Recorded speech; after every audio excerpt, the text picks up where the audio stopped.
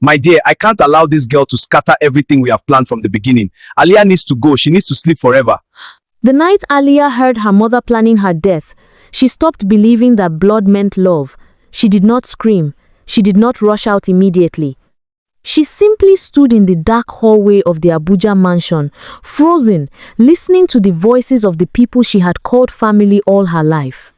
"We should have ended this long ago," her mother said calmly. Aliyah felt her heart pause. She had only come downstairs to get water. Just water. She was not meant to hear anything. But her legs refused to move as her mother's voice continued from inside the study. "If she remains alive, everything stays in her name," Uncle Victor replied. Aliyah's hands began to shake. Her younger brother Ethan spoke next, his voice uncertain, almost afraid. "Are you sure this is the only way?" "There is no other way," Mrs. Williams answered firmly. "I planned everything from the beginning. I will not let it fail now." Aliyah's breath caught in her throat. From the beginning? She stepped back slowly, fear crawling up her spine. The woman inside that room was the same woman who raised her, who called herself her mother. The same siblings she ate with every day were now discussing her death like it was a business decision. Something inside Aliyah broke. She turned and ran. Barefoot, confused and terrified, she ran out of the house without knowing where she was going. The night air of Abuja felt cold against her skin, but her thoughts were louder than the silence around her. Why would her family want her gone? What had she done? Only hours earlier, she had still believed she belonged there. Everything had changed after her father died. Before his death, the Williams mansion had always felt safe. Her father was a respected businessman in Abuja, known for discipline, integrity, and fairness. At home, he was calm and protective, especially toward Aliyah. He often said she reminded him of himself, quiet, thoughtful, and observant.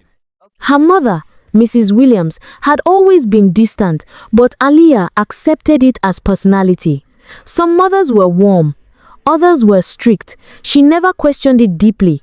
Her younger siblings, Ethan and Sonia, were closer to their mother, but Aliyah thought that was normal. At least, that was what she believed. The morning her father died, the house felt strange even before the news arrived. Too quiet, too heavy. When she entered the sitting room and saw people crying, she already knew something was wrong. "Your father collapsed," someone said. By evening, he was gone. The burial brought many people to the mansion. Business partners, politicians, friends, and relatives filled the compound. Everyone praised her father. Everyone spoke about his achievements. But when the visitors stopped coming, something changed.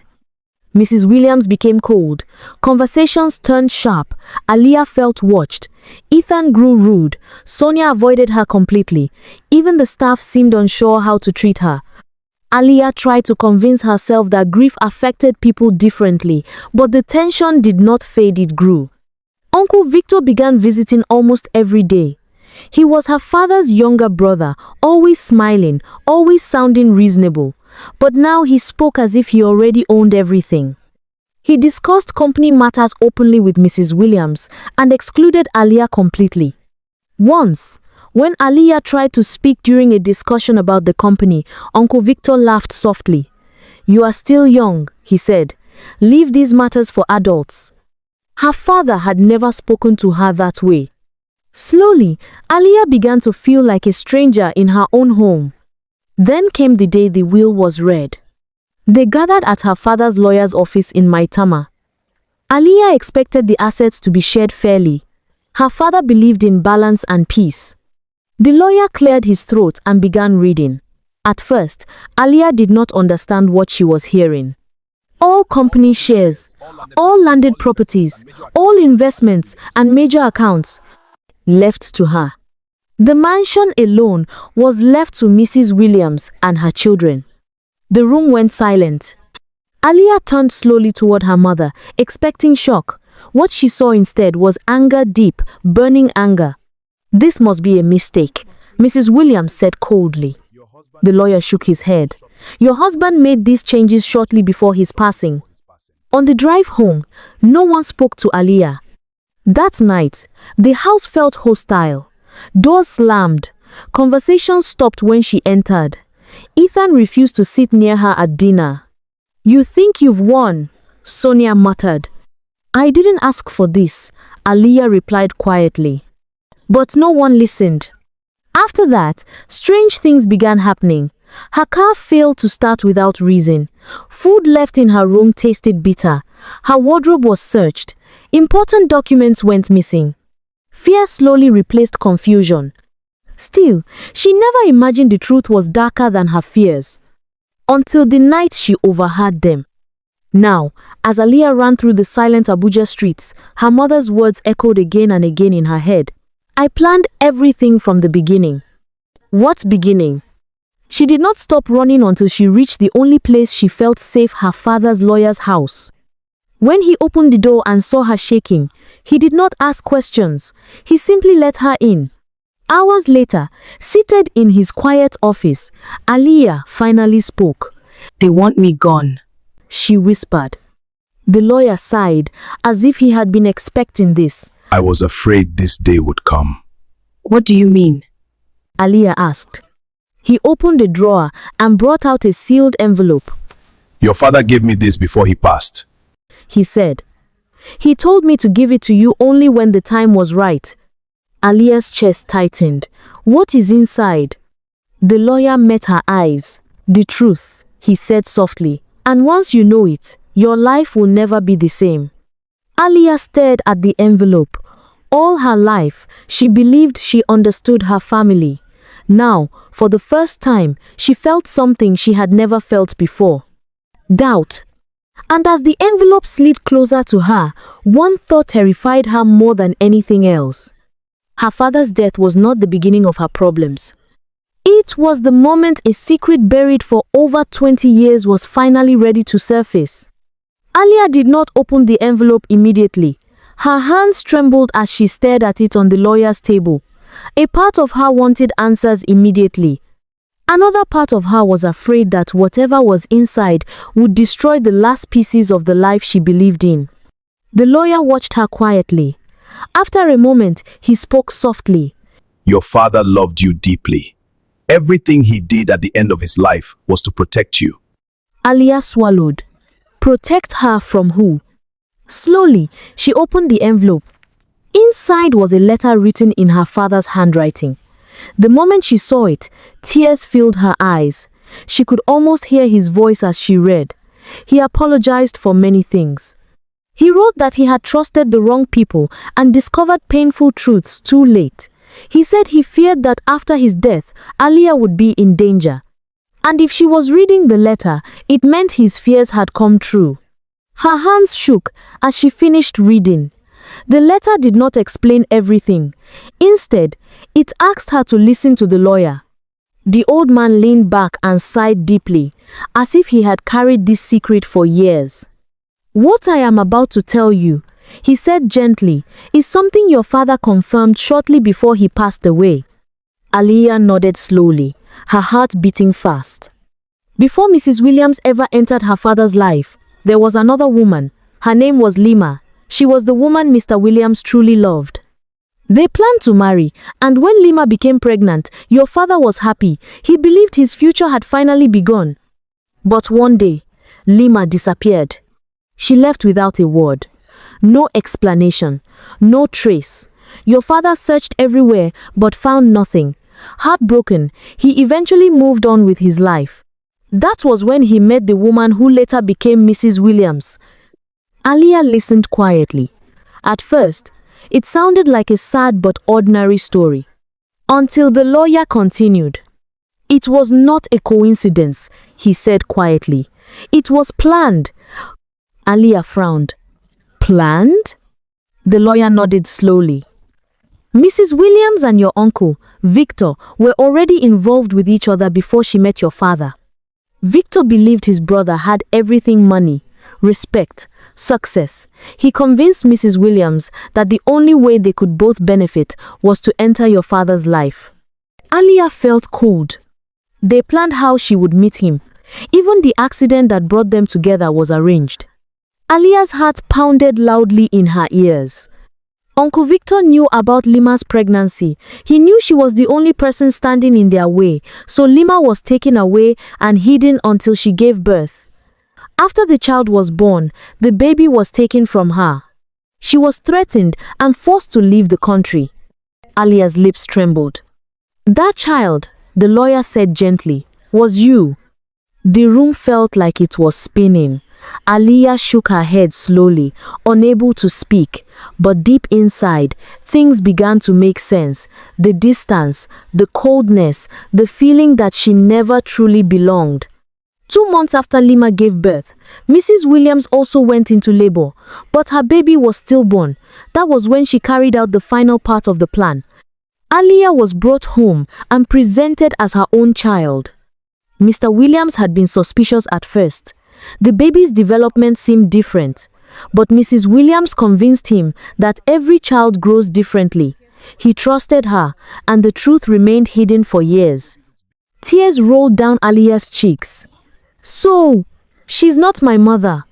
The lawyer shook his head gently. "No, Lima is your mother." The pain was deeper than anger. Everything she believed about her childhood suddenly felt like a lie. But the truth was not finished. Before his death, Mr. Williams began noticing strange things, documents that did not add up, conversations that felt wrong. Eventually, an old maid confessed what she knew. That was when he discovered another betrayal. Ethan and Sonia were not his children. They were Uncle Victor's. Aliyah felt her stomach drop. The affair between Mrs. Williams and Victor had never ended. Their children were part of a long plan to inherit everything. Aliyah was never meant to benefit from the wealth. As long as she existed, she remained a threat to their secret. "That is why your father changed his will," the lawyer said softly. "He wanted to make sure you were safe." Aliyah sat in silence for a long time. For the first time, she understood why her family hated her. She was living proof of their deception. That night, Aliyah made a decision. She would not fight people who were willing to destroy peace for money. She would not lose herself chasing wealth. She walked away. She left the company, the properties, and the inheritance behind. Many people called her foolish. Some said she was weak. But Aliyah understood something important. Sometimes walking away is not losing. Sometimes it is choosing peace. Starting again was not easy. She rented a small office and began from nothing. There were days she doubted herself. Nights she cried quietly, remembering her father and the life she lost. But pain taught her discipline, and discipline built strength. Slowly, her business began to grow. She followed the values her father had taught her: honesty, patience, and hard work. Clients trusted her.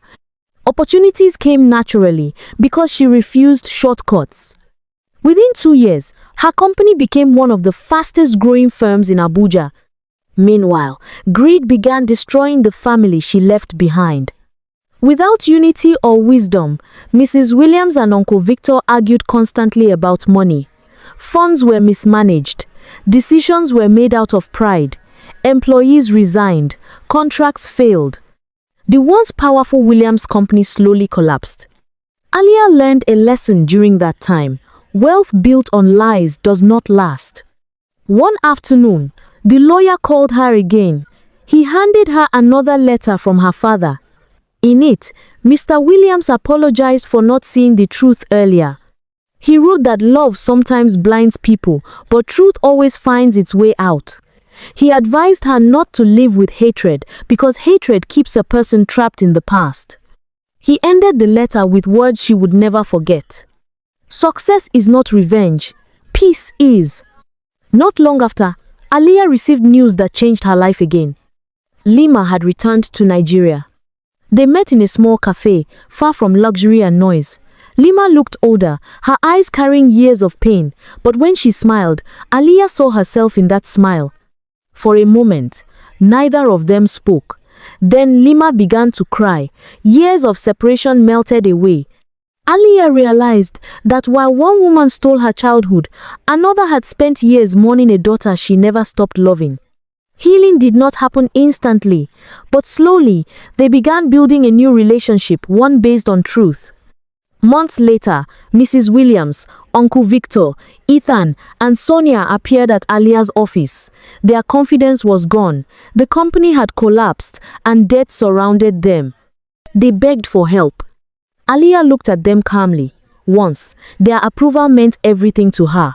Now, she understood something life had taught her. Not everyone who hurts you deserves your hatred.